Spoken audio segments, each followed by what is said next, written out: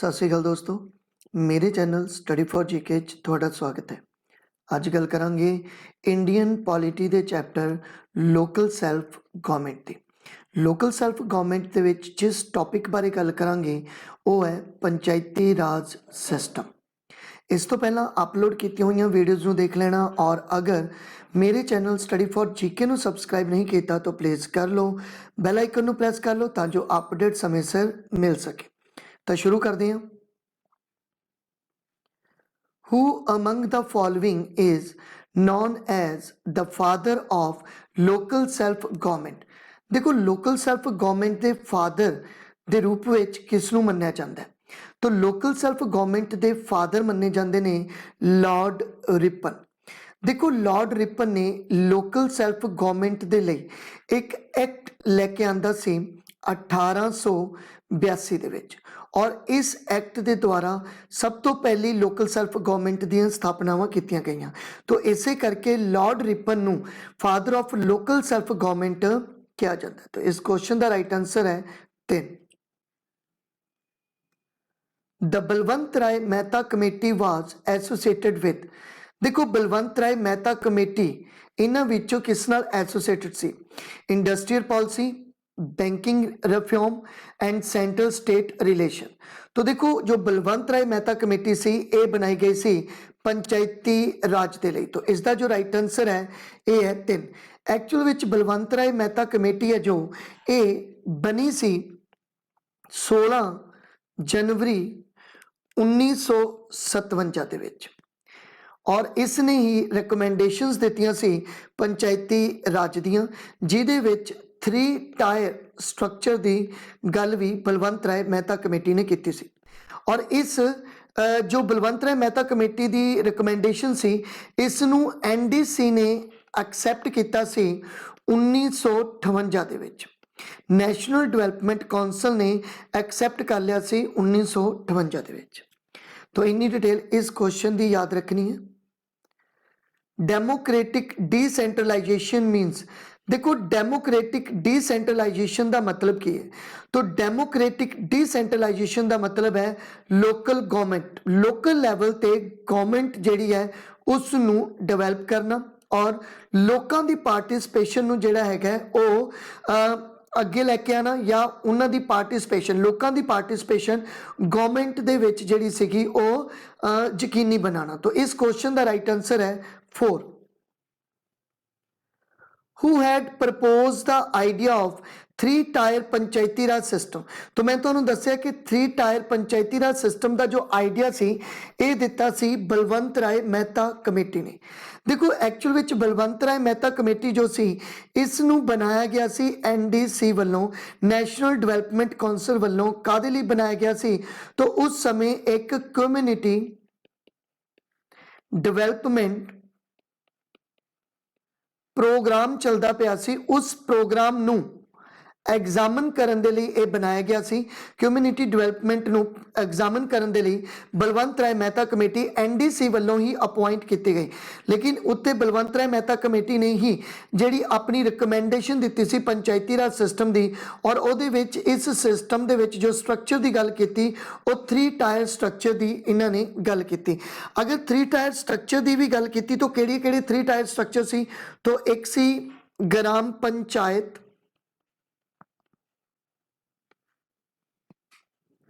और एक सी पंचायत समिति,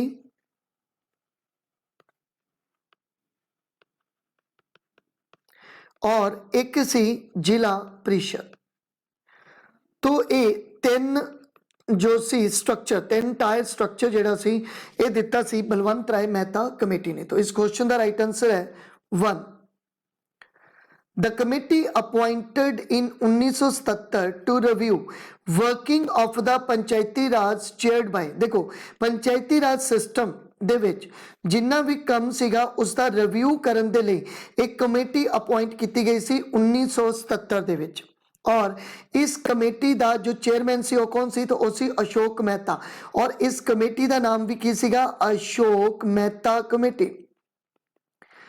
और एक कमेटी अपॉइंट की गई सी दिसंबर 1977 ਦੇ ਵਿੱਚ ਔਰ ਇਸ ਕਮੇਟੀ ਨੇ ਆਪਣੀ ਰਿਪੋर्ट जो है सबमिट ਕੀਤੀ ਸੀ 1978 ਦੇ ਵਿੱਚ ਔਰ ਇਸ ਕਮੇਟੀ ਦੇ ਅੰਡਰ ਹੀ ਜੋ 3 ਟਾਇਰ ਸਟਰਕਚਰ ਸੀ ਉਸ ਨੂੰ ਹਟਾਉਣ ਦੀ ਗੱਲ ਕੀਤੀ ਗਈ 2 ਟਾਇਰ ਸਟਰਕਚਰ ਦੇ ਨਾਲ तो वो 2 टायर स्ट्रक्चर ਜਿਹੜਾ ਸੀ ਉਹ ਦਿੱਤਾ ਸੀਗਾ ਕਿਨੇ ਬਈ अशोक मेहता कमेटी ने ठीक है और वो 2 टायर स्ट्रक्चर ਕਿਹੜਾ ਸੀ तो एक उन्होंने कहा कि जिला परिषद होनी चाहिए और एक जो सीगा वो मंडल पंचायत दी गल कीती सीगी तो इन्होंने 2 टायर स्ट्रक्चर की गल की अशोक मेहता कमेटी ने जो कि Balwant Rai Mehta committee 3 tier structure की गल करती by which of the following amendment of the Indian Constitution the Panchayati Raj system got the constitutional status देखो इंडियन कॉन्स्टिट्यूशन दे विच ਭਾਰਤੀ ਸੰਵਿਧਾਨ ਦੇ ਵਿੱਚ ਕਿਸ ਅਮੈਂਡਮੈਂਟ ਦੁਆਰਾ ਪੰਚਾਇਤੀ ਰਾਜ ਸਿਸਟਮ ਨੂੰ ਕਨਸਟੀਟਿਊਸ਼ਨਲ ਸਟੇਟਸ ਦਿੱਤਾ ਗਿਆ तो देखो पंचायती राज ਨੂੰ जो कॉन्स्टिट्यूशनल स्टेटस ਦਿੱਤਾ ਗਿਆ ਉਹ ਅਮੈਂਡਮੈਂਟ ਸੀ 73ਵੀਂ ਅਮੈਂਡਮੈਂਟ तो ਇਸ ਦਾ ਜੋ ਰਾਈਟ ਆਨਸਰ ਹੈ A1 73ਵੀਂ ਅਮੈਂਡਮੈਂਟ 1992 ਦੇ ਵਿੱਚ ਹੋਈ ਸੀ ਔਰ ਇਸ ਅਮੈਂਡਮੈਂਟ ਦੁਆਰਾ ਪੰਚਾਇਤੀ ਰਾਜ ਸਿਸਟਮ ਨੂੰ ਜੋ ਸੀ ਉਹ ਕਨਸਟੀਟਿਊਸ਼ਨਲ ਸਟੇਟਸ ਜਿਹੜਾ ਸੀ ਉਹ ਪ੍ਰੋਵਾਈਡ ਕੀਤਾ ਗਿਆ ਸੀਗਾ ਔਰ ਇਸ ਦੇ ਨਾਲ ਰਿਲੇਟਡ ਸੰਵਿਧਾਨ ਦੇ ਵਿੱਚ ਪਾਰਟ जोड़िया गया 9 और आर्टिकल जोड़े गए 243 तो लेके 243 ओ तक तो इन्नी डिटेल इस क्वेश्चन की तुसी याद रखनी है 3 टायर पंचायती राज सिस्टम इनकलूड तो देखो 3 टायर पंचायती राज सिस्टम जो सी ये रिकमेंड किया सी बलवंत राय मेहता कमेटी ने और इस 3 टायर स्ट्रक्चर दे विच की सी विलेज लैवल ब्लॉक लैवल ਅਤੇ डिस्ट्रिक्ट लैवल की गल की गई तो इस क्वेश्चन का राइट आंसर है 3 अगर कहिए कि विलेज लैवल ते जो सम्मति बनाई वो सी ग्राम पंचायत ब्लॉक लैवल ते जो बनाई गई वो सी पंचायत सम्मति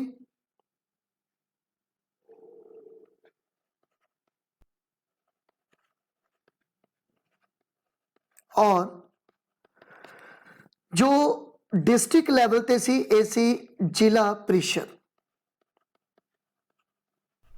तो इन्नी टेल इस क्वेश्चन की तुसी याद रखनी है by which of the following article in Panchayati raj system was started in India देखो अगर गल करिए पंचायती राज की तो देखो पंचायती राज जो सी इसकी गल की गई सी DPSP they which directive principal of state policy विच और DPSP की अगर मैं गल करा तो ये पार्ट 4 अते आर्टिकल जो है वो डील करते हैं 36 तो 51 तक तो इस आर्टिकल के अंडर ही एक आर्टिकल है 40 जिस दे विच पंचायती राज सिस्टम की गल की गई ये DPSP दे विच ये कहा गया कि स्टेट की यह जिम्मेवारी होएगी कि वो पंचायती राज सिस्टम नूं जिहड़ा है वो लैके आवे तो इस क्वेश्चन का जो राइट आंसर बनेगा ये बनेगा 2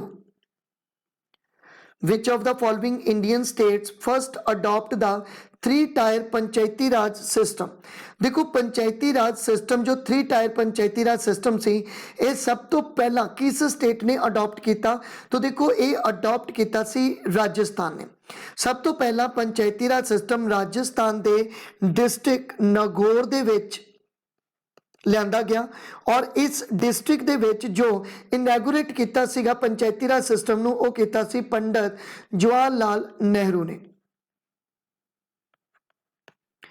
और देखो अगर दूसरी बार पूछ रहे मतलब पहला राजस्थान दे विच डिवेलप होया और दूसरा स्टेट जिथे पंचायती राज सिस्टम आया तो वो कौन सी तो वो सी आंध्र प्रदेश तो इन्नी डिटेल याद रखनी है इस क्वेश्चन की Which of the following ensure grass root democracy in India देखो इंडिया दे विच ग्रास रूट डेमोक्रेसी है जो इसनू इंश्योर करती है तो कौन इंश्योर करता है पंचायती राज देखो पंचायती राज सिस्टम दे विच की सीगा कि गवर्नमेंट विच जो पार्टिसिपेट किया जाएगा ठीक है, ये पार्टिसिपेट करवाया जाएगा लोकां वल्लों, पीपल्स वल्लों, और ये इस अचीवमेंट नू, जो इस उद्देश्य नू अचीव किया जाता है, ये किया जाता है पंचायती राज सिस्टम के अंडर। तो इस क्वेश्चन का राइट आंसर है 1। Which is an example of direct democracy in India. देखो इंडिया दे विच जो डायरेक्ट डेमोक्रेसी है इस नू डील किया जाता है किहदे वल्लों। तो देखो डायरेक्ट डेमोक्रेसी है जो एक ग्राम पंचायत लैवल ते जिहड़ी है वो एग्जाम्पल दी जा सकती है। तो डायरेक्ट डेमोक्रेसी की बेस्ट एग्जाम्पल है ग्राम पंचायत। तो इस क्वेश्चन का राइट आंसर है 3। Which of the following is not a Panchayati Raj institution.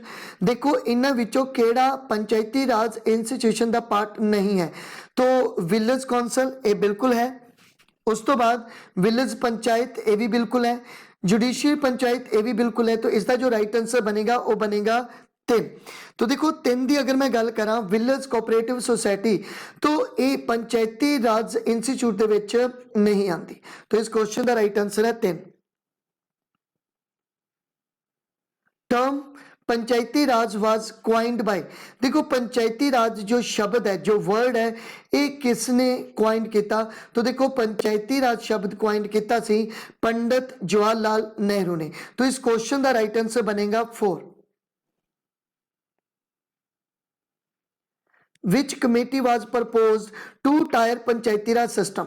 देखो 2 टायर पंचायती राज सिस्टम जो सी ये रिकमेंड किया सी अशोक मेहता कमेटी वालों। अशोक मेहता कमेटी ने 2 टायर स्ट्रक्चर जिहड़ा सीगा ओदी रिकमेंडेशन की सीगी अगेंस्ट 3 टायर स्ट्रक्चर। जिहड़ा 3 टायर स्ट्रक्चर सी ये दिता सी बलवंत राय मेहता कमेटी ने।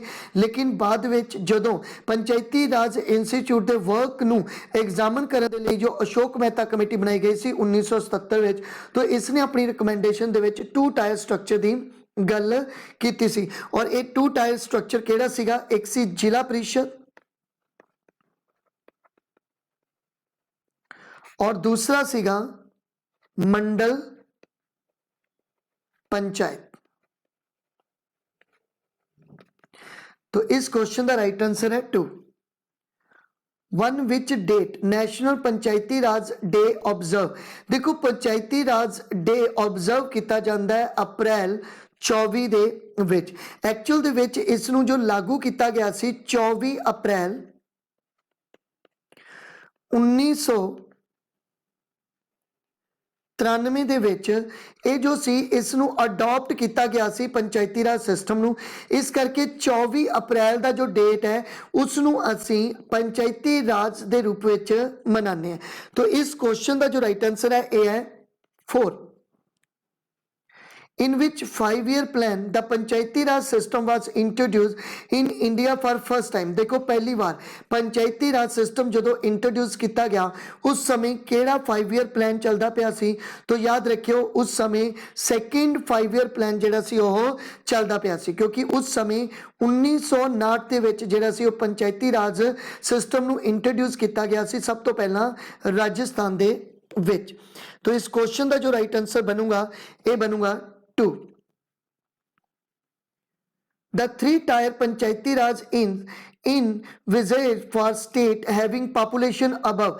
देखो जो 3 टायर स्ट्रक्चर की गल की गई है ये लागू किया जाता है, मतलब 3 टायर स्ट्रक्चर जिहड़ा है वो अडॉप्ट किया जाता है किस पॉपुलेशन तो अगेंस्ट, मतलब जिथे किसी पिंड की पॉपुलेशन 20 लाख तो ज़्यादा है उत्थे 3 टायर स्ट्रक्चर पंचायती राज सिस्टम जिहड़ा है वो लागू किया जाता है। तो इस क्वेश्चन का राइट आंसर है 3। Which among the following schedule is related to the responsibilities of panchayat.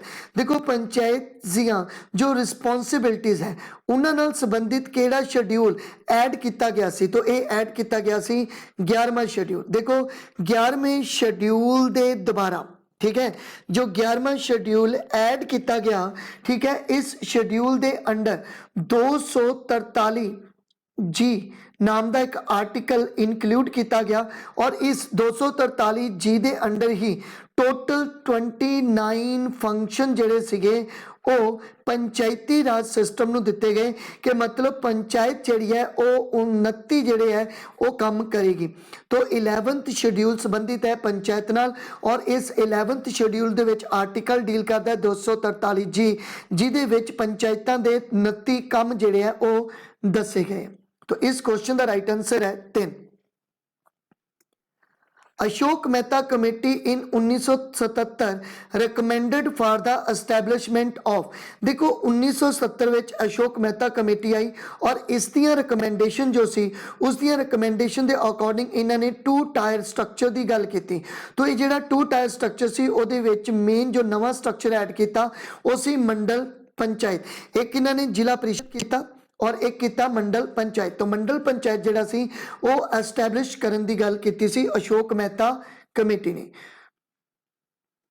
Which constitutional article define the panchayati Raj.